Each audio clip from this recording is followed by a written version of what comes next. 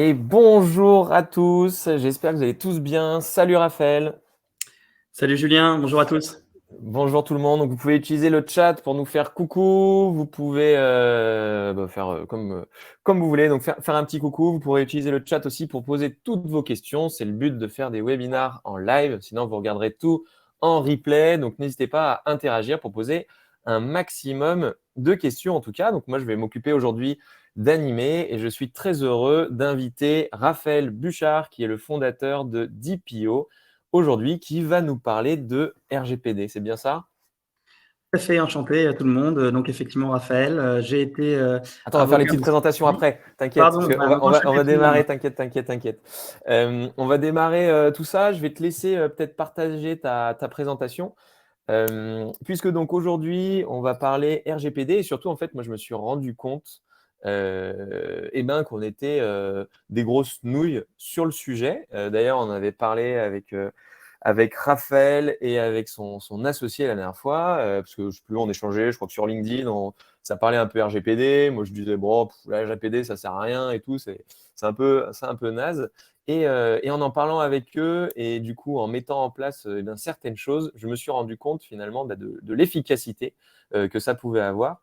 Et donc du coup, on a commencé à voir un petit peu, à se dire, tiens, si on crée un peu ce contenu-là, parce qu'au final, le RGPD, j'ai dit la RGPD, d'ailleurs, ça fait partie des erreurs à ne pas faire, mais je crois que Raphaël nous en parlera.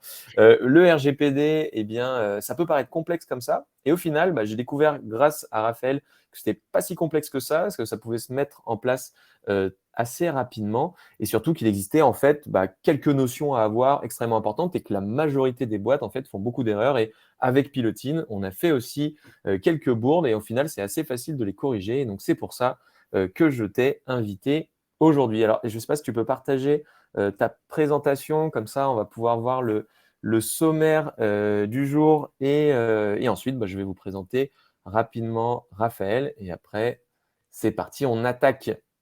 Alors, donc au sommaire, on va voir les grands principes du RGPD, les 5 grosses erreurs marketing que le respect du RGPD permet d'éviter. Enfin voilà, 5 erreurs à ne pas faire. 5 tips pour améliorer notre prospection commerciale, notamment grâce au RGPD, parce que en fait, il y a beaucoup de gens qui se mettent des barrières tout seuls comme des grands. J'en faisais partie, alors qu'on peut faire beaucoup de choses en lien avec le RGPD. Et après, on verra budget, planning idéal pour se mettre en conformité, comment financer ou optimiser tout ça. Et on fera une partie, bien entendu, questions-réponses. Alors, questions-réponses pour arriver à la fin, mais vous pouvez poser vos questions dès maintenant si vous le souhaitez, si vous en avez, ou en tout cas nous faire un coucou, ça fait toujours plaisir. Je partagerai tous les liens dont nous parlera Raphaël aussi pendant la séance, et je serai là pour animer et faire les questions que vous allez poser les questions que vous mettrez dans le chat. Et si on passe à la petite slide d'après pour la présentation de Raphaël. Mais qui est Raphaël? Eh bien, c'est le CEO et fondateur de DPO, qui est une legal tech. Ancien, enfin non, pas ancien, tu es quand même avocat, hein, je ne me trompe pas. Je me suis plus depuis quelques jours. Ah, tu ne l'es plus depuis quelques jours. Donc Exactement. on dit juriste alors. On va dire juriste et puis On va maintenant dire juriste. entrepreneur. D'accord.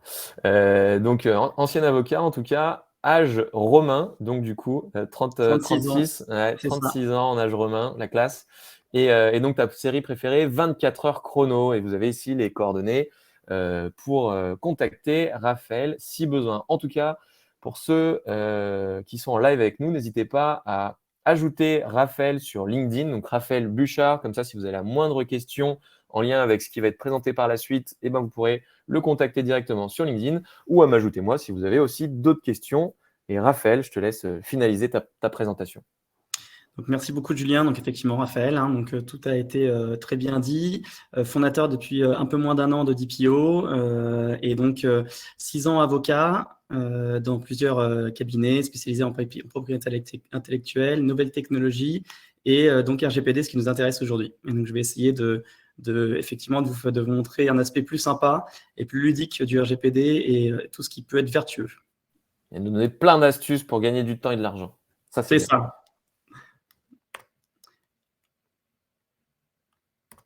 Donc, on va commencer sur les grands principes du RGPD. Il y en a plein, donc j'ai sélectionné les plus importants et les plus évidents. Vous avez évidemment tout ce qui est visible. Et ça, il faut faire attention, parce que vous avez le RGPD, vous avez deux faces. La face visible de l'iceberg et la face cachée de l'iceberg. Évidemment, le site web, c'est ce que tout le monde voit. Donc, si votre site web il n'est pas conforme, tout de suite, on sait que vous n'êtes pas conforme. D'accord ? Donc, vraiment, dans les grands principes, il y a évidemment l'information des personnes et ça passe par le site web.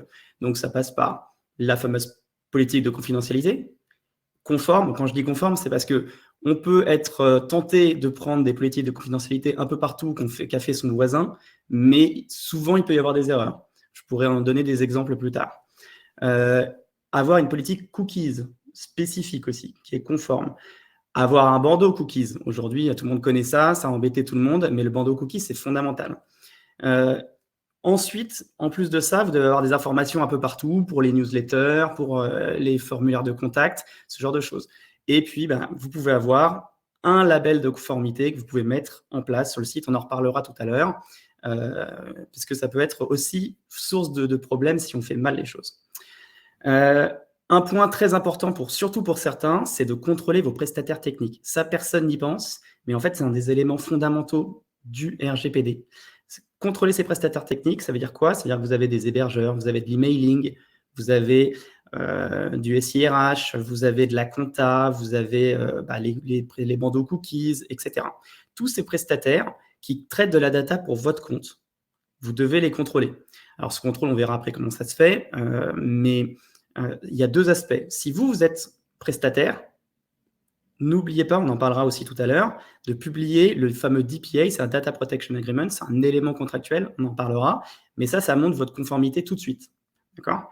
Et dans tous les cas, de toute façon, il faut auditer ces prestataires. Donc déjà, vous avez vraiment l'aspect information, l'aspect contrôle des prestataires, c'est deux points importants. Et après, il y a tout le reste. Un point clair, c'est que tout le monde parle du registre. Le registre des traitements, si vous en avez entendu parler, c'est pas ça qui est le plus important avec le RGPD. Le registre de traitement, c'est un inventaire des traitements, c'est un fichier Excel. Ce qui est important, c'est le reste. Ça ne veut pas dire qu'il ne faut pas le faire, mais beaucoup de gens disent registre, c'est pas vrai. Vous avez un beau registre, c'est bien, mais si vous n'avez pas le reste, vous vous faites taper dessus. Si vous avez le reste, mais pas le beau registre, ça passe. D'accord ? Ouais, ça, c'est intéressant parce que tu vois, moi, je pense que si on n'y est pas allé très rapidement sur la partie RGPD chez Pilotine, c'est notamment à cause de ce registre. On me disait, oh là là, ça a l'air tellement compliqué, je préfère tout abandonner tout de suite. Et du coup, c'est cool de savoir que c'est pas si nécessaire que ça et que le reste est plus important. C'est exactement ça, mais c'est parce qu'effectivement, il y a eu un peu cette croyance que le registre, c'était fondamental. Ça ne veut pas dire qu'il ne faut pas le faire. Oui, c'est une obligation. Mais effectivement, c'est très long, c'est très compliqué. Et en fait, ce n'est pas ça qui est le plus fondamental. Le registre, ça sert en fait qu'à une chose. C'est si la CNIL vient demain chez vous, elle veut savoir ce que vous faites, pour savoir où est-ce qu'elle va regarder, pour aller plus en détail. Globalement, ça sert à ça.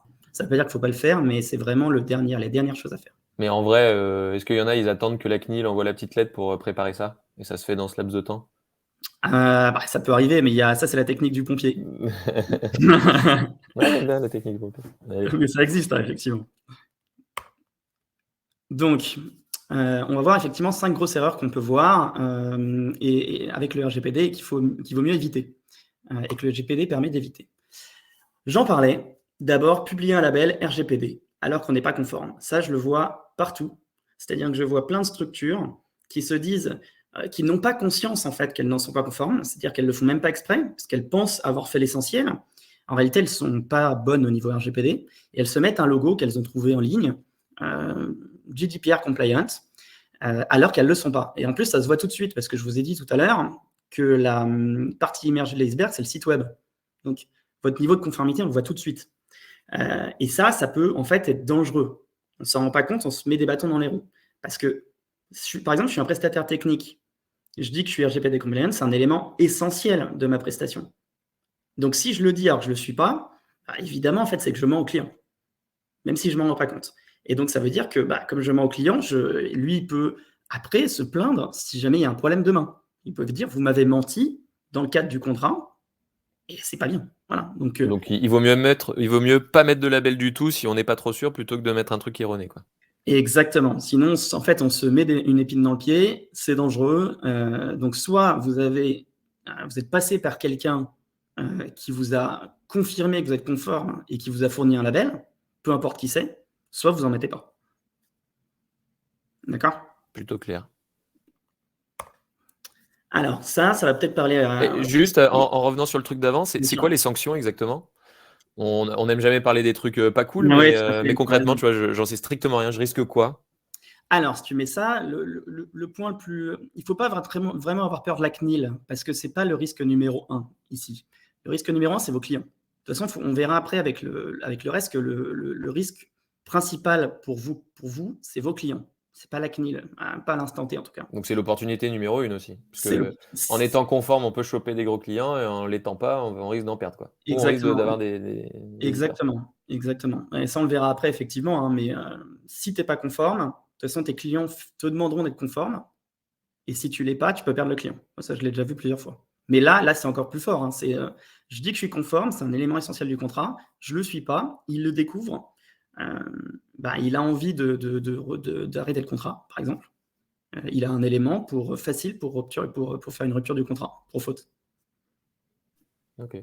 Voilà. Et ça, je l'ai vu. Donc ça existe. Alors, ça va parler à certains. Si vous faites surtout du marketing automation, donc pour ceux que ça ne parle pas, j'utilise des logiciels qui permettent de faire de la prospection de masse, donc d'envoyer des emails de masse.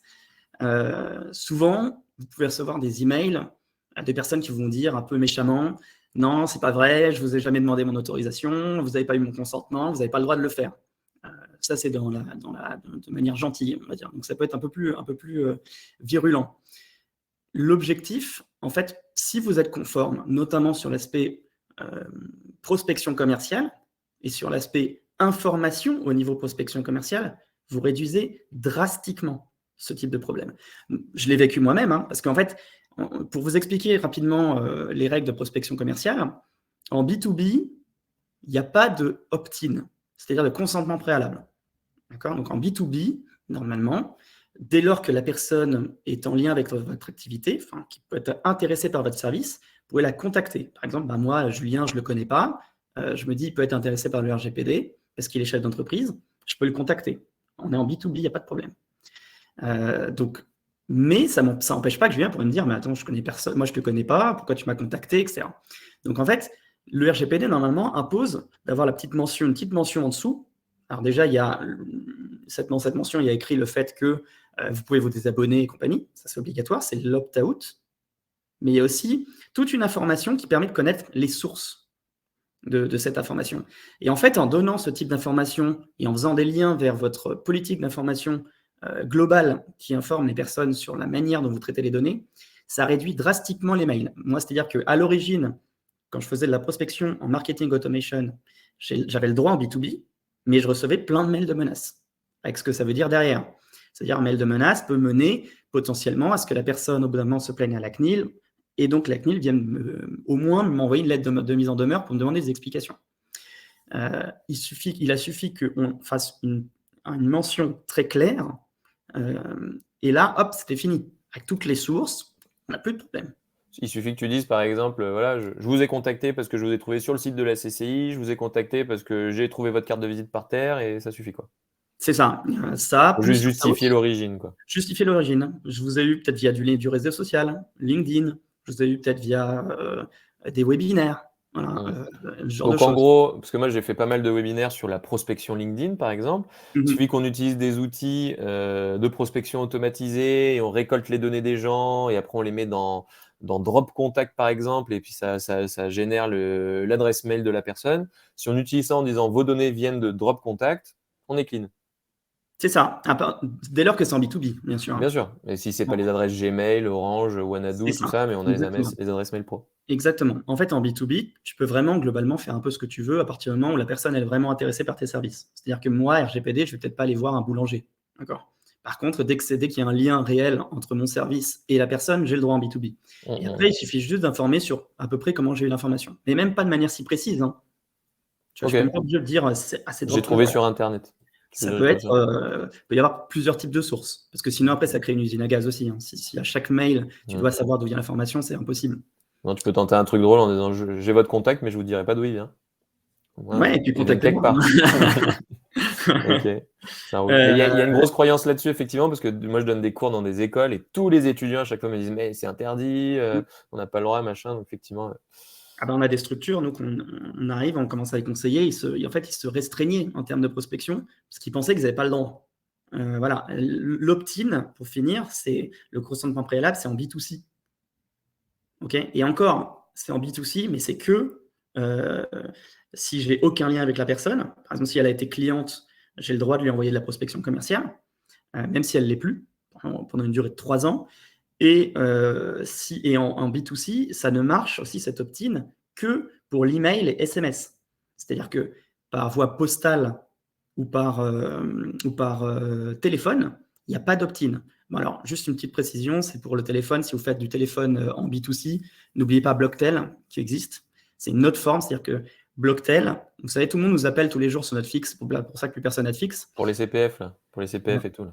Exactement, au CPF ou l'isolation des appartements. Ouais. En fait, c'est parce que soit si vous n'êtes pas inscrit sur la liste Blocktel, vous, particulier, vous pouvez vous inscrire sur une liste, c'est gratuit, Blocktel.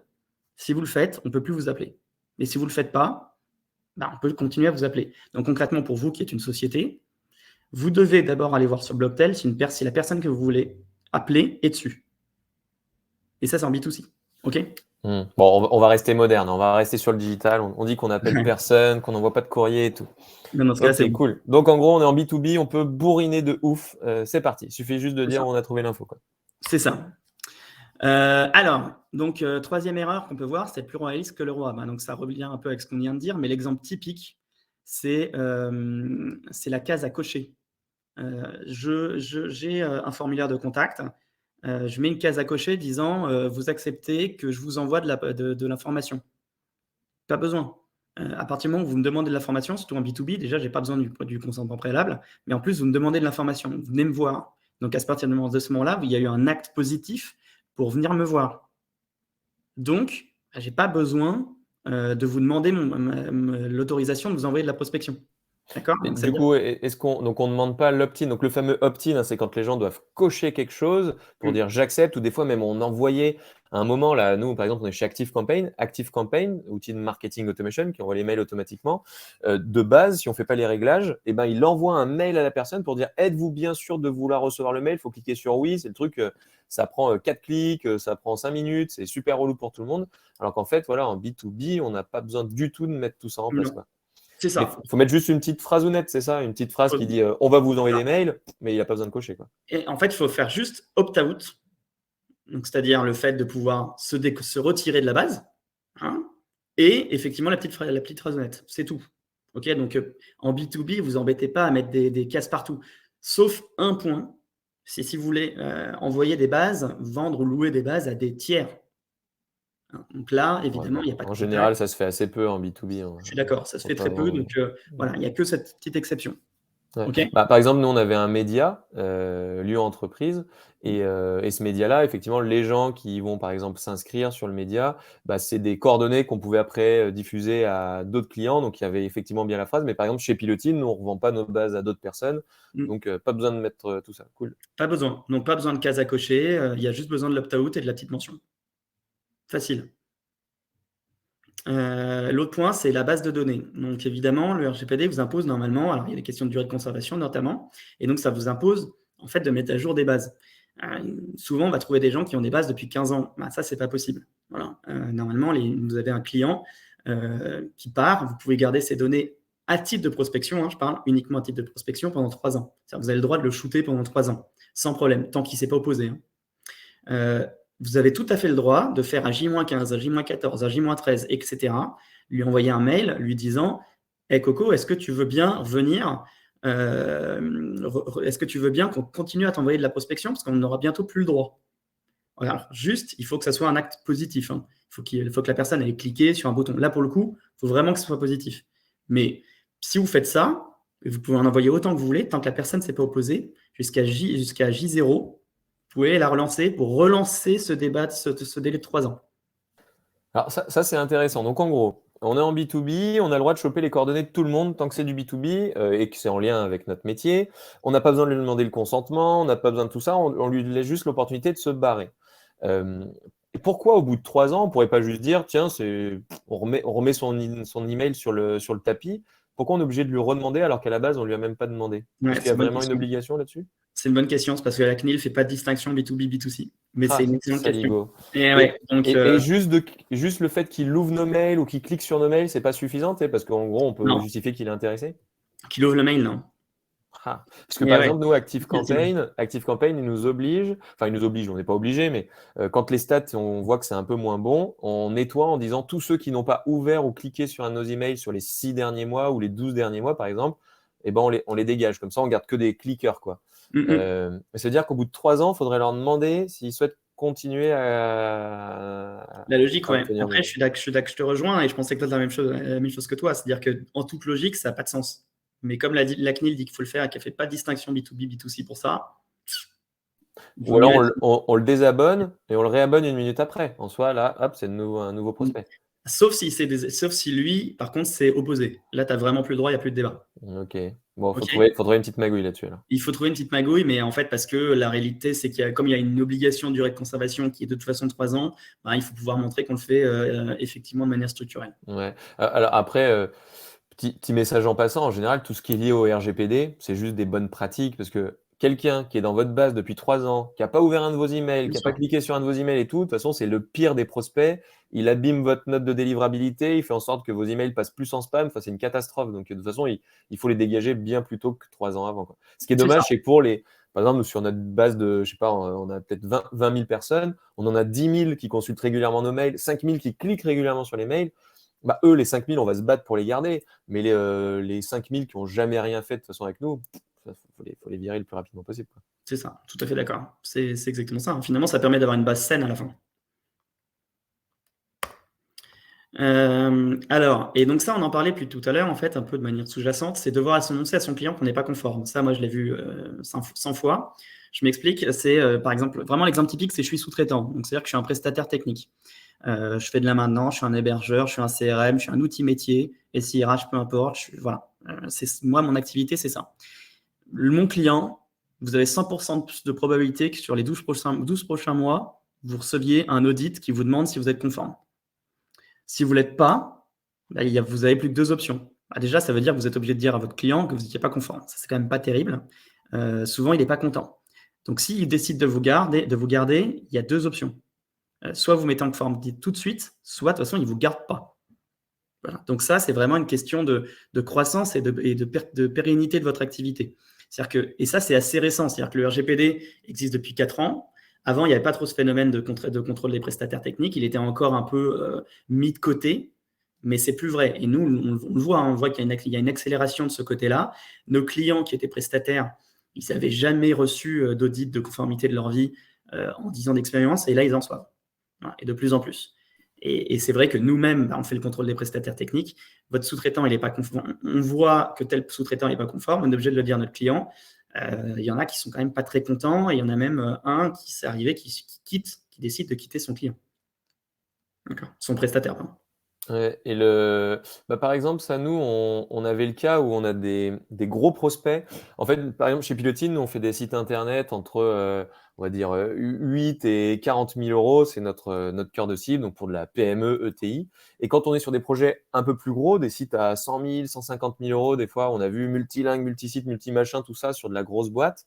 On avait cette question de la sécurité, de la partie RGPD. Et c'est vrai que vu quand on est un peu toujours le truc en disant ouais, on fait ça, on fait ça, on fait ça, mais il n'y avait pas forcément ce fameux label ou il n'y avait pas d'assurance derrière. En général, c'est un peu plus dur d'aller sur ces clients-là. Donc nous, par exemple, chez Pilotine, on est en cours je sais pas comment on dit, cours de certification, cours de labellisation RGPD, comment ça s'appelle? Ouais, c'est ce cours de conformité, ouais. En cours de conformité RGPD. Donc ça veut dire qu'il va falloir qu'on prenne contact avec tous nos fournisseurs et potentiellement, s'il y en a un, il nous dit bah non, désolé, moi je suis à l'arrache et je veux pas, bah ça va être compliqué de le conserver, quoi. Donc, nous, on va être plutôt un client moyen pour eux, parce que voilà, on est une vingtaine chez Pilotine, on n'est pas les gros, donc c'est-à-dire que les très gros le font aujourd'hui, mais maintenant, même les moyens commencent à s'y mettre, parce qu'eux-mêmes, par crescendo, ça va arriver au tout petit, quoi, à la fin. Alors, c'est complètement vrai, et c'est clair que de toute façon, si vous voulez déjà, effectivement, les gros, plus vous allez vers les gros, et si vous voulez faire des appels d'offres, ce genre de choses, maintenant, vous y aurez droit. Et effectivement, les petits, ça s'y met. Donc, il y a vraiment un effet boule de neige. Hein. Donc, on a de plus en plus accès aux appels d'offres publics, par exemple. Enfin, il faut être conforme RGPD pour aller sur les appels d'offres publics et tout maintenant. C'est ça. Et maintenant, c'est vraiment pris au sérieux, alors qu'effectivement, il y a eu quand même pendant au moins 2 ans et demi, bon, c'était pas le sujet vraiment important. Et maintenant, on voit avec tout ce qui se passe, notamment dans les médias, que ça devient quelque chose de très important. Donc, belle opportunité pour se différencier de la concurrence si vous êtes dans un marché où tout le monde est un peu à l'arrache quoi, sur le sujet. On peut C'est gagner ça, beaucoup. nous, on a même des clients sous-traitants qui jouent là-dessus. Voilà. Ils jouent sur le fait que nous, on est RGPD compliant à 200%. Et ça leur réussit plutôt bien. T'arrives à prouver 200%? C'est chaud quand même là. Ouais, non, je peux pas le prouver, mais statistiquement, ouais, il y a des chances. Ouais, ok. Un petit point, bon, donc effectivement, on dit pas la RGPD, n'est-ce pas, Julien? Ah là, j'ai fait l'erreur dès le début, quoi. Ouais. Erreur classique, c'est un règlement européen, c'est pas la réglementation. C'est pour ça que tout le monde fait l'erreur. Pour la petite histoire, le RGPD, donc c'est le RGPD, parce que c'est le règlement général sur la protection des données. Concrètement, ça veut dire quoi? Un règlement, c'est un synonyme de loi fédérale européenne. Je sais que ça ne plaît pas forcément à certaines personnes, mais un règlement, ça s'applique partout, dans tous les pays de tous les États membres de l'Union européenne de la même manière. Voilà. Donc, c'est presque si on veut attaquer le marché hongrois, ça s'applique aussi. Exactement. À partir du moment où vous respectez les règles en France, en fait, il y a 99% des règles qui sont les mêmes. Il n'y a même pas 1% qui peuvent être différentes en fonction des pays. Ça va être par exemple l'âge moyen pour pouvoir que ces données soient collectées, va peut-être être un peu différent, mais c'est vraiment à la marge. Donc, si vous êtes conforme en France et que vous voulez attaquer d'autres marchés, ça sera vraiment à la marge qu'il faudra changer les choses, quoi. Donc, vous êtes prêts pour la suite. Parfait. Du pain béni, quoi. C'est pas mal. Donc, 5 tips pour améliorer sa prospection. En fait, c'est un peu lié avec ce qu'on avait dit, mais donc, je vous ai dit, le site web, c'est la partie immergée de l'iceberg. Donc, déjà, si votre site web il n'est pas conforme, ça se voit tout de suite. Et en fait, c'est un élément, ça peut être un élément important pour le client, contrairement à ce qu'on peut penser. Mon dernier dossier, quand j'étais en cabinet d'avocat, avant de quitter le cabinet, ça a été une structure qui devait choisir entre deux prestataires qui allaient traiter certaines datas un peu importantes. Sa seule question, c'était qui est le plus conforme des deux. Comme je ne pouvais pas le savoir autrement que par le site web, je suis allé sur le site. Il y en a un qui était génial, un qui était, en tout cas en apparence, pas ouf. Voilà, il a pris l'autre. Donc, ça se trouve, vous perdez des clients et vous ne savez même pas. C'est ça qui est très insidieux avec le RGPD. Voilà. C'est que vous n'êtes pas conforme. Il y avait des gens qui vont regarder, ils vont se dire qu'ils ne sont pas conformes, donc en fait, je ne le prends pas. Si vous êtes sous-traitant, donc il faut un DPA. Le DPA, c'est le Data Protection Agreement. Donc, tous les prestataires doivent connaître, j'imagine. C'est ou accord de protection des données, annexe RGPD, enfin, il y a plein de noms. Mais maintenant, le nom qui sort, c'est plutôt le DPA. C'est quoi? C'est des règles qui régissent vos relations entre vous et votre client. Et ça, c'est obligatoire. Si vous ne l'avez pas, tout de suite, ça se voit que vous n'êtes pas conforme. Donc, en 10 secondes, je le sais. D'accord? Donc, ça, c'est vraiment, c'est des annexes à vos CGV, en fait, qu'il faut absolument avoir. Et en plus, ça vous protège. Petite question pour tous les participants. Est-ce que vous pouvez indiquer dans le chat, s'il vous plaît, si vous êtes aujourd'hui conforme RGPD avec le fameux label, ou en tout cas vous êtes sûr à 100% que vous l'êtes, ou si vous êtes à l'arrache, comme nous, on l'était un petit peu avant. Est-ce que vous pouvez l'indiquer, s'il vous plaît, dans le chat, comme ça on verra un peu les statistiques, c'est cool. Donc, contrôler les prestataires techniques, on l'a dit. Et ça, c'est quelle que soit la structure, hein. Dans tous les cas, il faut les contrôler. Pourquoi? Parce que sinon, c'est votre responsabilité. Et comme je vous l'ai dit, en plus, on va le vérifier. Et plus les autres structures sont en conformité, plus elles vont le vérifier. Et le problème, c'est qu'en plus, si vous n'êtes pas conforme, même si vous n'êtes pas sous-traitant, vous avez un problème technique chez vous et vous traitez des datas d'un partenaire, vous êtes obligé de lui dire. Donc c'est pas terrible. Ne pas mettre de cases à cocher, on l'a dit, et ne pas mettre donc de consentement partout. Ça nous fera comme ça augmenter votre nombre de leads, et c'est pas anodin. Et puis en fait, et pour finir, évidemment, si c'est possible, et si vous souhaitez utiliser un label, utilisez un label qui est quand même reconnu. Alors, il faut savoir que là-dessus, la CNIL n'en fournit pas encore, donc c'est plutôt certains acteurs qui en fournissent. Donc voilà, mais n'allez pas en ligne prendre un label, plutôt passer par un prestataire tiers de confiance. Pas de questions, Julien? Parfait. Non, il y a une très bonne idée dans le chat. C'est les gens n'osent pas forcément dire qu'ils sont RGPD compliant ou pas. Donc il y en a qui disent total à l'arrache et tout, mais les sites web ok, pas trop conforme. Bon, en général, on est sur du pas trop conforme. Il y en a qui disent conforme, nickel. Mais effectivement, je vais anonymiser le sondage comme ça, tout le monde pourra voter. Ça sera plus simple. Effectivement, c'est pas facile d'avouer. Moi, je l'avoue en live, hein, Pilotine, on a été un petit peu en dilettante sur le sujet pendant quelques années, mais justement, l'année 2022, c'est l'année de la conformité. donc ça, c'est cool. Après, rassurez-vous, hein, je pense qu'il y a 85-90% des structures qui ne sont pas en conformité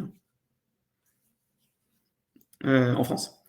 Un petit état des lieux de ce que ça peut coûter de manière traditionnelle. Alors, c'est très difficile de donner des prix parce qu'il y a plein de types de structures et parce que ça dépend aussi, en gros, de la taille des boîtes et du travail qu'il y a. On va dire, moi, là, donc, je fais par rapport aux tarifs qui existaient, que je voyais quand j'étais en cabinet. Donc, ce que je voyais, c'était pour une structure d'environ 15 salariés, c'était environ 6 000 euros pour la mise en conformité. Et ensuite, si vous vouliez un DPO, un DPO, c'est quoi? C'est le chef d'orchestre du RGPD. C'est le délégué à la protection des données. C'est celui qui va travailler pour vous sur le long terme, celui qui fait vraiment la maintenance et la mise à jour et compagnie. C'était plutôt 4-5 000 euros pour une structure. Mais ça dépend encore, même en cabinet, il y a plein de types de cabinets différents. Donc ça dépend. Voilà. Mais en moyenne, c'est plutôt ces prix-là. Donc c'est vrai que c'est Ça pas. douille. Ouais, voilà, c'est un prix qui est quand même assez élevé.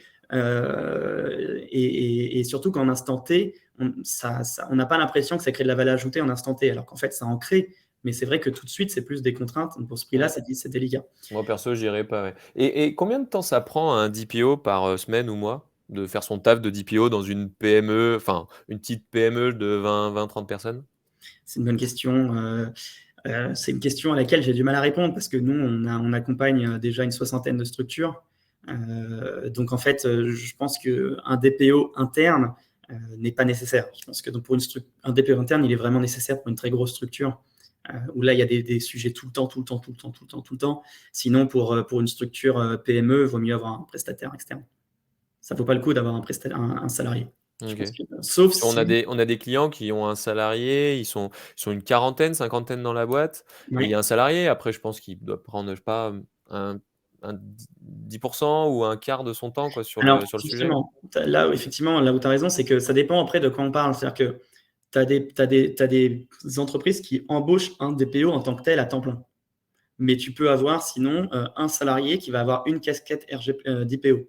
Ouais, ce qui se fait souvent dans les petites boîtes. Et Il y souvent, a, il y a la exactement. casquette. Bah eux, ils sont dans la santé en plus, donc ils ont beaucoup, beaucoup de données Voilà. de qualité, quoi. Ça peut être le directeur juridique, par exemple, tu vois, qui va avoir, ou le DSI. Mais par contre, ça peut pas être le dirigeant. C'est interdit, ça. Dommage, ce serait trop facile. Bah ouais. Tout est nickel. C'est- Donc voilà. Et donc, nous, c'est un peu différent, mais il y a donc différents. Alors oui, juste pour effectivement faire juste attention à un point. Ce qu'on me dit beaucoup, c'est est-ce que vous faites du one-shot pour la conformité RGPD? Ça ne va pas vous plaire, mais le one-shot, c'est pas terrible. Parce que le one-shot, en fait, en réalité, il se trouve que 6 mois après, vous changez de prestataire, vous mettez en place un nouveau traitement, quel qu'il soit, vous êtes déjà plus conforme. Donc, en fait, le one-shot, il ne marche pas. Le RGPD, dès qu'on a mis le pied dedans, normalement, il faut faire ça sur le long terme. Voilà. J'aime bien dire que le RGPD, c'est un peu comme une voiture. Voilà. Si vous faites que du one-shot, c'est effectivement, vous allez faire le contrôle technique, mais après, vous n'aurez pas d'assurance, et alors que vous êtes sûr d'avoir une rayure en moins. Voilà. Bon, il y en a qui roulent sans assurance, il y en a qui roulent sans contrôle technique, tout ça, donc on choisit un petit peu son camp. Mais est-ce que Exactement. pour commencer, quand on vient de créer sa boîte, le one-shot peut fonctionner quand même les 2-3 premières années de l'entreprise? En fait, ça dépend de la. Si tu vises des TPE, tout ça, hein, dès que tu vas sur de Ça la dépend de boîte ton moyenne, activité. grosse, là, je pense qu'il faut être calé, mais En fait, ça dépend de ton activité. Tu as des activités où le RGPD est très loin et il pourra arriver un jour, mais tu es effectivement assez à l'abri pendant un petit moment et limite même pas le one-shot, mais même parce que le one-shot, ça veut dire quand genre même quoi, un nombre les artisans, les trucs comme ça? artisan, oui, c'est vrai, artisan, commerçant, voilà. Mais dès que tu es par exemple, dans le e-commerce, tu fournis un outil métier, comme je le disais, tu es sous-traitant, là, c'est Mm. mort. Quand tu fais C'est du mort parce que service, là, faut être carré, quoi. c'est ça. Parce que tes clients te le demanderont en fait. Donc le risque, comme je t'ai dit, il n'est pas risque CNIL, il est risque croissance. Voilà. Mais peut-être que tu peux te le permettre les premiers mois. Mais très très vite, on va te mettre dedans. Et attention aussi, je vois des personnes qui me disent est-ce que je peux avoir que mon site web? Bon, le site web, c'est très bien, mais effectivement, c'est la partie imagée de l'iceberg. Mais vous avez d'autres risques. Et j'ai parlé tout à l'heure du contrôle des prestataires techniques. Nous, on a un client, c'est son prestataire SIRH qui a eu une violation de données. Donc, les données des salariés qui auraient pu être piratées. Donc, il est obligé d'informer son client qui était notre client. Il se trouve qu'il a, heureusement, déjà, il l'a décontrôlé. Heureusement, il s'était mis en conformité. Comme ça lui a évité d'avoir des problèmes. Parce qu'en fait, le risque, il peut venir malheureusement d'ailleurs, il suffit d'un piratage. D'ailleurs, en toute transparence, hein, je vous ai contacté il y a quelques mois maintenant. Au début, j'avais dit, ouais, peut-être, moi, je ferais juste le site et tout, le reste, s'en cogne, quoi. Bon, bah non, pas vraiment, quoi. C'est ça. Et puis, on parlait tout à l'heure des durées de conservation, tout ça. Non, ouais, c'est un ensemble. Après, il faut mettre son curseur, ça dépend de son activité. Mais on va dire dans une activité numérique, Bah ouais. Pour nous, c'est capital, surtout qu'on veut monter sur des cibles un peu plus grosses, obligé. surtout qu'on veut développer l'activité et tout ça. Donc, ça fait partie de Obligé. notre plan de développement, quoi. C'est ça. Mais c'est vrai que tu as raison. Si tu es dans les TPE, le risque, il est quand même plutôt faible pour le moment. Par contre, dès que tu commences à aller vers grosses PME et grands comptes, là, tu es obligé. Sinon, ce sera un frein. Je dis juste, attention, logiciel, c'est pas que c'est pas bien. Ils sont très bien. Il y a plein de logiciels RGPD. Ils sont super. Le seul problème, c'est qu'en fait, c'est des logiciels d'aide à la conformité, dans le sens où, en fait, voilà, comme je le mets là, ce sont des outils métiers que pour un spécialiste, c'est comme si vous avez un outil comptable, vous n'êtes pas comptable.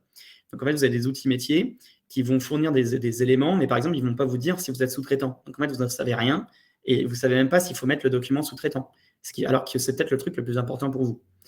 Ce qui fait qu'en fait, eux, c'est des outils qui sont à destination de professionnels pour les aider à faire leur travail. Mais si vous n'y connaissez rien, en fait, vous allez juste payer de l'argent pour rien. D'accord ? Et en plus, effectivement, comme c'est qu'un outil technique, ils sont responsables de rien. Donc, ça sera votre responsabilité. Vous aurez payé de l'argent pour ne pas être en conformité et pour avoir des problèmes. Donc, soit vous avez quelqu'un qui s'y connaît dans la boîte, et dans ce cas-là, oui, là, vous pouvez prendre un de ces outils. Il faut vraiment qu'ils s'y connaissent. Sinon, ne passez pas par ces logiciels. Bon, et puis, évidemment, il y a donc comme solution. Tiens, bizarrement. Petit étonnamment, instant pub. Et à l'instant pub. Voilà, donc nous, effectivement, on fournit un service qui est rapide et simple. Nous, l'objectif, c'était d'être beaucoup plus opérationnel que ce qui peut exister aujourd'hui. Donc, pour faire rapide, on est simple, rapide, sympa, fort. On est formidable, quoi. Voilà. Et vous avez tous les tarifs. Tout nickel, aucun défaut. Okay, Mais en gros, si tu peux plutôt expliquer, donc, en gros, tu as des acteurs du marché traditionnel qui sont les avocats, les machins. Là, tu disais 6 000 balles, après, il faut prendre un DPO, truc muche bidule. Et vous, en gros, comment vous avez essayé de révolutionner à votre manière ce marché alors? Donc, effectivement, le constat que j'avais fait en cabinet, c'est qu'effectivement, c'était surtout les structures qui avaient de l'argent qui pouvaient se mettre en conformité et il y avait tout un pan de l'activité économique en France qui était exclu. Même pas que j'y suis jamais allé, par exemple. J'y suis jamais allé parce qu'il y avait ça. Exactement, parce que si on est une PME de 20 salariés, on ne va pas mettre entre 8 000 et 15 000 euros dans une conformité RGPD. Et en plus, ça peut être très, très, très long. On n'a pas parlé tout à l'heure, mais c'était long. Il se trouve qu'au bout de la 1000e mise en conformité, je me suis dit, c'est pas possible, il y a certainement moyen d'automatiser une grande partie. Et donc, nous, on automatise une grande partie de la conformité en interne. En fait, on devient toujours le délégué à la protection des données du client. Et nous, on fait ça en un tout. Voilà, c'est-à-dire qu'il y a vraiment tout. Il y a le kick et le run, le maintien, le garage, le truc technique. Et après, l'assurance au quotidien, le maintien au quotidien et compagnie. Donc, en gros, demain, on veut passer par toi et du coup, tu vas nous aider à faire toute la conformité initiale, c'est ça? C'est ça. Et après, dès qu'il y a un petit changement dans la boîte, enfin un petit changement, je sais pas, par exemple, tiens, on change de locaux, on crée une nouvelle business unit, on crée un nouveau site, on fait ci, on fait ça. En fait, on te met dans la boucle et toi, tu fais en sorte que tout ça rentre dans la structuration RGPD qui va bien, quoi. C'est ça. Tu as un outil technique. Par exemple, toi, ton objectif, c'est de développer un outil. Tu as une app. Ton app, elle va forcément évoluer. Et donc, en fait, tu es obligé de faire ce qui s'appelle le privacy by design, c'est-à-dire t'assurer que ton app, elle est conforme à chaque étape. Et ça, c'est hyper important parce que ça va te permettre d'éviter de faire des erreurs et de refaire des développements plus tard. Effectivement, dès que tu as une mise à jour, dès que tu as une nouvelle app ou un nouvel outil métier ou n'importe quoi, nous, on va le faire pour toi. On va travailler pour faire en sorte qu'il soit conforme. Tu as les prestataires techniques qui vont évoluer. On les contrôle au fur et à mesure. On fait aussi de la sensibilisation au quotidien, parce qu'une chose dont on n'a pas parlé, c'est que être conforme à RGPD, c'est aussi éviter de faire des bêtises en interne. Et pour éviter de faire des bêtises en interne, vous ne pouvez pas être derrière vos salariés tout le temps. Ce n'est pas possible. Même à 10 salariés, nous, on est 7. Je ne sais même pas ce que font tous mes salariés. Je ne peux pas le savoir. Donc, ce que je fais, c'est qu'on fait de la sensibilisation au quotidien, donc au moins 2 fois par an, avec des quiz un peu funky, un peu sympa, très opérationnels, très pratiques, comme un truc tout bête. j'ai pas le droit d'utiliser des clés USB. Je vais pas faire des extractions que je vais mettre dans ma clé USB non chiffrée que je vais prendre aller au bar. C'est un truc classique, hein. Je l'oublie, ma clé USB, hop, violation de données, et là, on a des problèmes. D'accord? Donc, nous, on fait vraiment tout, quoi. Et on essaie d'aller très vite, d'être très opérationnel, et on fait des tarifs en fonction de la structure, de la taille de la structure. Ok, bah, c'est pas mal, donc vous rendez un peu plus accessible. Mais bah, tu vois, j'ai fait un petit calcul rapidement, parce que là, tu dis en gros allez, on va dire de 16 à 50 salariés, qui est plus notre cas, 400 euros par mois. Ouais, Si jamais j'avais dû prendre mon avocat à la base, boum, j'en avais pour 6 000 balles, plus machin, plus truc, et après d'avoir un salarié qui est DPO et qui va passer 10% de son temps sur le sujet, imaginons il est à 2000 net, donc coût employeur 4000, ça reviendrait de toute façon aux 400 euros par mois. Donc en gros, là, il y a un truc tout en un qui nous économise les frais initiaux, on a tout le suivi, et puis vous faites peut-être un peu plus de veille, un truc comme ça, quoi. Parce c'est que, ça. parce que le DPO, ça veut dire, en soi, je pense même un DPO qui est dans une boîte, il faut qu'il se fasse accompagner par une structure comme la tienne, parce qu'il faut qu'il se tienne au courant de plein de choses, il se fait sûrement accompagner, il ne fait pas tout seul non plus. Alors, de toute façon, c'est souvent quand il y a un DPO en interne, il a souvent du mal, parce que comme c'est une multiple casquette, on lui a donné celle-là, mais en fait, il essaye de s'en débarrasser, en réalité. Donc, effectivement, il nous la donne. Et oui, c'est plutôt intéressant. Nous, l'objectif, donc, c'est vraiment de simplifier les choses et de permettre à tout le monde d'être en conformité. Donc, voilà. Ok. Et petite question, on avait parlé, je vous avais titillé là-dessus, mais on n'était pas allé plus loin. Est-ce que il serait possible de mettre en place, parce que vous savez, avec tout ce qui est OPCO, CPF, et ben, on peut faire financer beaucoup de choses. Et en fait, la mise en conformité RGPD, il y a un côté transfert de compétences, qu'on va aller regarder le site, on va dire, bah là, il faut faire ci, il faut faire ça, on va créer ensemble les textes. Est-ce que c'est un sujet qui pourrait prendre la forme d'une formation demain? Par exemple, vous, est-ce que ça pourrait prendre la forme d'une formation et que ça puisse être financé justement par OPCO, CPF et tutti quanti parce que c'est de la montée en compétences, que ce soit pour former un DPO ou pour faire la partie initiale de son RGPD?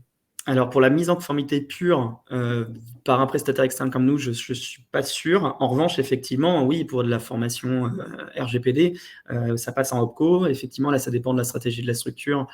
Si elle a l'intention, par exemple, d'avoir vraiment quelqu'un qui va faire ça en interne, là, il y a des montées de compétences sans problème et qui peut passer dedans, oui. Ok. Bon, j'essaye de les chauffer chez DPO pour qu'ils fassent la formation. Dites-nous dans le chat ceux qui seraient chauds potentiellement d'avoir un petit peu plus d'infos si c'est possible de passer en formation, les trucs là. Mais je pense que ça pourrait être une bonne chose pour passer la première étape. Il y a peut-être un truc à creuser, quoi. Ok. Yes. Vas-y, je te laisse enquiller. Alors, si pour ceux qui sont intéressés dans le chat, on fait aussi des petits flash, des audits flash de votre site web. Ah Donc, oui, pour c'est ceux, vrai. par exemple, qui pensent pas être conformes ou même qui pensent être conformes justement et qui veulent être challengés dessus, on fait les audits juste du site web. Mais ça, comme je vous l'ai dit, ça donne un bon avis sur la conformité. Et je vous mets au défi de vous trouver des choses, même ceux qui pensent être parfaits. Et donc, vous fournissent les résultats sous 72 heures ouvrées. Voilà, donc, vous fournissez un vrai Et audit. je viens de mettre le lien dans le chat. Donc, en cliquant dessus, je crois qu'il faut mettre quoi? L'URL de son site et son C'est mail, ça, quoi. C'est juste tout. ça. Ouais. Et comme ça, vous allez faire l'audit gratos. Donc, ça mange pas de pain. Je vais d'ailleurs mettre le mail et l'URL de Pilotine. Comme ça, hop là, on va tester tout ça. C'est Et ça, et voilà. Et comme ça, c'est un bon moyen de savoir en fait qu'est-ce qui nous concerne, qu'est-ce qui doit être fait, qu'est-ce qui n'est pas fait. C'est un bon moyen d'avoir des éléments concrets. top, top, top. Je pense qu'on arrive vers la fin et tu vas nous Ouais. parler de bouquins, ouais. Ouais. Vas-y. Je vous parlais juste de bouquins. Donc effectivement, pour moi, il y a un bouquin qui est vraiment excellent. Alors, ce qu'il faut savoir, c'est que ces bouquins, c'est plutôt des bouquins quand même faits par des juristes. Donc c'est plutôt des bouquins juridiques. Donc je suis pas sûr que ça intéresse tout le monde en tant Donc, que tel, c'est un peu mais relou pour le simple citoyen de base, quoi. voilà, pour le commun des mortels, c'est pas le plus fun. Vous n'allez pas l'avoir sur votre chevet, hein, normalement. Ceci dit, celui à gauche est quand même très très bien. C'est quelqu'un de très compétent, de très fort. À droite, c'est pas qu'il est pas compétent, mais c'est beaucoup moins facile d'accès, c'est beaucoup moins évident et c'est pas très pratique. Voilà, celui de gauche est vraiment un très bon livre que je recommande. Parfait. Donc, à ne pas acheter sur Amazon pour être écolo, hein. Allez chercher chez votre libraire du coin. Et Ok. voilà.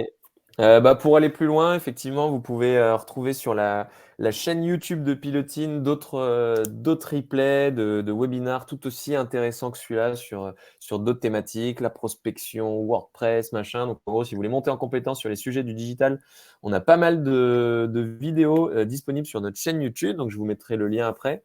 Et en tout cas, si vous avez des questions, ça va être le moment. Donc voilà, donc soit vous pouvez nous faire un petit coucou en disant ciao, j'y vais, merci, c'était génial, à la prochaine. Soit, eh bien, vous pouvez nous poser quelques petites questions et Raphaël va y répondre avec plaisir. Donc en tout cas, n'hésitez pas à nous suivre sur la chaîne YouTube pour voir tous les autres webinars qu'on a pu faire sur le sujet ou à nous ajouter, comme je disais, sur LinkedIn afin de poser n'importe quelle question. Alors, est-ce qu'il y a des questions? Non, les gens disent stop, c'était top, merci beaucoup, bonne journée, c'est cool. Ça avait l'air d'être très bien, Raphaël. Priska nous demande, est-ce qu'il y a des exemples de bons élèves de sites web conformes RGPD? Est-ce que tu peux nous trouver un site qui est parfait pour qu'on puisse s'en inspirer? À qui Oui, on va pomper toutes ouais, les c'est ça. mentions légales, toutes les politiques de confidentialité et tout et Alors, tout. il y a complètement plein de sites qui sont quand même bien. Un seul point, c'est que les sites ne sont pas les mêmes. Enfin, comment dire, vous n'avez pas les mêmes traitements. Donc, par exemple, s'il y a une politique qui a été faite pour une structure et qui va prendre en compte plein de trucs, pour spécifique à lui, si vous prenez, en fait, vous allez certainement faire des bêtises. Ça, c'est obligatoire. Néanmoins, il y a quand même des bons sites. Par exemple, si vous allez sur le site... Ouais, petit spoiler du coup, donc Pilotine, on est en train de se faire accompagner justement par DPO pour mettre en place tout ça chez nous. Donc on applique nous-mêmes les principes qu'on vous montre là. Et effectivement, au début de l'accompagnement, Raphaël en fait envoie un questionnaire qui est assez rapide, mais on met pas mal d'infos sur la boîte, ce qui va permettre de générer justement ces fameux documents sur mesure. Pour être totalement honnête, avant on disait à nos clients, ouais, allez copier-coller ce qui se trouve à gauche et à droite. Mais honnêtement, ça n'a pas la même tête quand même ce qui sort quand c'est vraiment dédié, quoi. Et ça permet d'être conforme surtout. Désolé, je t'ai coupé. Non, je t'en prie. Pendant ce temps-là, je mettais trois sites qui sont Ah bien. oui. BGE, Parif, Leadjet et Collège des Bernardins. D'accord. Autre question de Jonathan. Est-ce qu'il y a des choses particulières au niveau des données de santé? Alors, excellente question, oui. Il y a des choses particulières. C'est même la seule chose où il y a vraiment des éléments spécifiques. Parce que pour que vous compreniez bien, il y a deux éléments. Il y a le RGPD qui fait 99% des traitements, c'est ce dont je parlais tout à l'heure, enfin, des lois. Et il y a aussi quand même la loi informatique et liberté qui n'a pas disparu et qui s'occupe des 1% restants. Et dans ces 1% restants, vous avez la santé. Et il y a quelques éléments spécifiques à la santé, comme par exemple, si vous faites de la recherche pour la santé, il faut une autorisation spécifique. Même en B2B, oui, même en B2B, après, ça dépend ce que vous faites, mais typiquement, l'hébergement, par exemple en B2B, si vous faites de la santé et que vous hébergez des données de santé, il faut que votre prestataire technique soit obligatoirement un hébergeur HDS, par exemple. C'est le type d'exemple qu'il peut y avoir spécifique en santé, en sachant que pour le coup, ça dépend ce que vous faites. Nous, on traite la santé mentale des gens d'entreprise. Alors là oui, donc vous êtes clairement sous-traitant au sens du RGPD. Il faut... alors, vous traitez la santé mentale à des fins de recherche ou uniquement... non, donc des salariés, ok. Ce qu'il faut, c'est bien s'assurer, pour le coup, qu'il y a bien le consentement qui est récupéré, pour le coup, là. Vous allez vraiment avoir normalement le consentement opt-in spécifique. Je recommence. Pour que vous compreniez bien, les données de santé, c'est des données sensibles. Et les données sensibles, elles ont un statut spécifique qui leur donne des obligations spécifiques. Et typiquement, donc données de santé, il faut avoir le consentement préalable, une information renforcée et compagnie. Donc oui, il y a des éléments spécifiques sur la santé. Ok, ça c'est bien. Alors, pour le consentement, il faut qu'il soit bien donné. N'oubliez pas de garder la preuve, parce que ça, c'est le truc typique. Moi, j'ai déjà vu de la structure qui fait ce genre de choses. Il y a demain là, c'était un CSE. Il y avait une micro-fuite au CSE. Il y avait un document avec des éléments de santé qui avaient été fournis. Hop, violation de données. Il y a eu plainte à la CNIL. La CNIL a envoyé une lettre de mise en demeure. Ça a duré 1 an.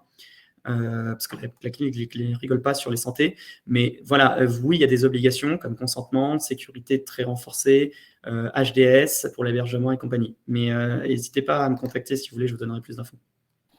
Oui, au final, on a les résultats du sondage, hein. Il y a plus de 89% des participants qui ne sont pas conformes RGPD encore. Donc, il y a encore un peu de taf. Mais comme on l'a dit, des fois, il y en a certains, bah, ça va pas forcément trop les impacter, et d'autres un petit peu bah, comme chez nous, c'est-à-dire chez Pilotine, où on veut aller sur des clients un peu plus costauds, on est à fond dans des process qualité, parce qu'on veut que nos prestations soient toujours plus qualitatives pour aller chercher les fameux clients qui ont le budget de nous payer pour faire de la qualité.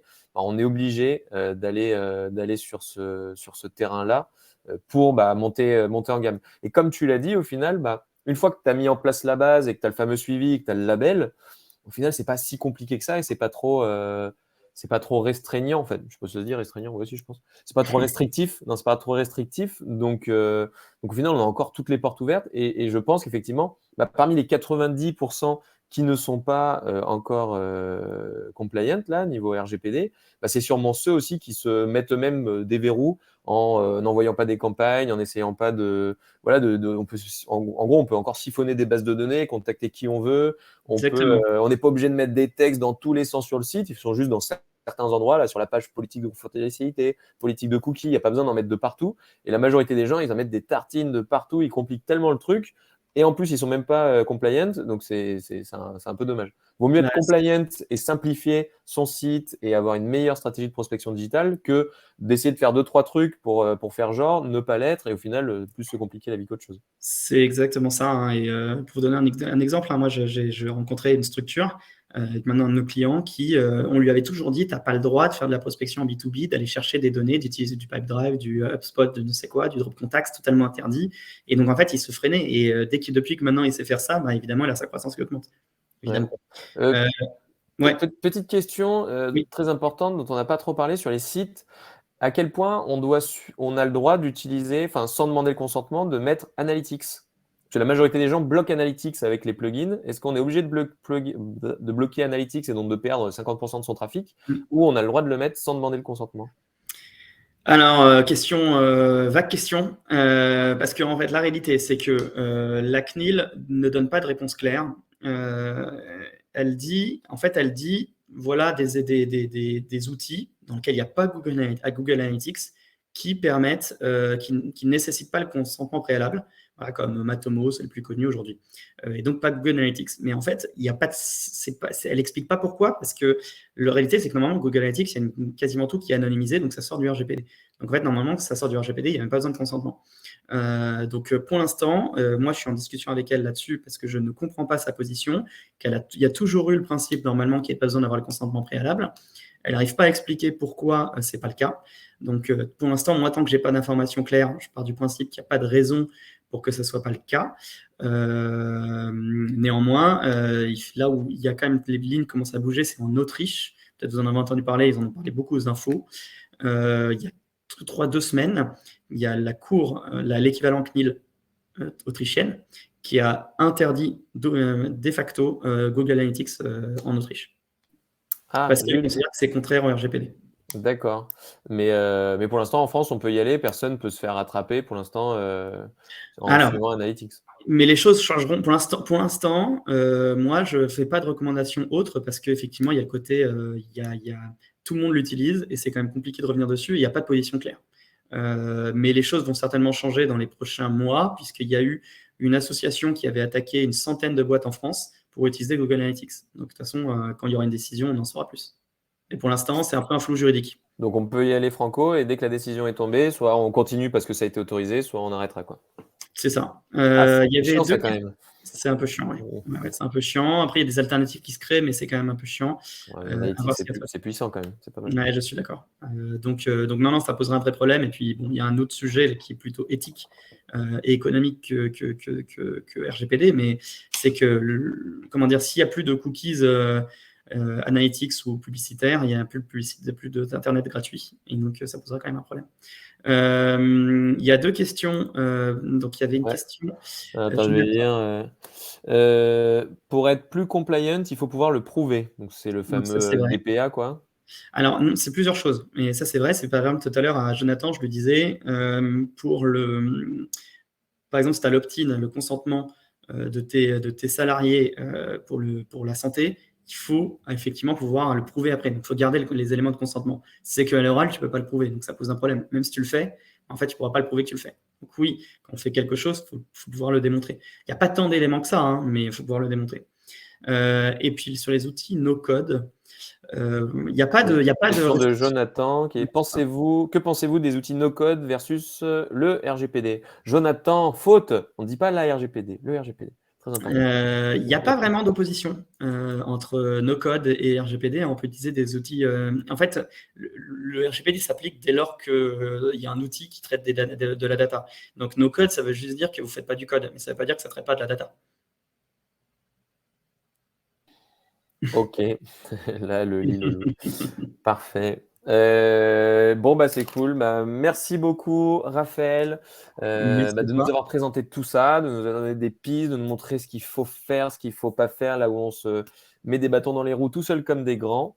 Donc, j'espère que ça a pu aussi vous être utile. Si vous avez d'autres idées de webinars, soit sur le sujet du RGPD, soit sur d'autres sujets, je suis bien entendu très, très, très, très preneur de vos idées. Donc, n'hésitez pas à indiquer ces idées-là dans le chat ou vous m'envoyez ça sur LinkedIn directement ou vous mettez en commentaire en bas de la vidéo si vous la regardez en replay sur YouTube.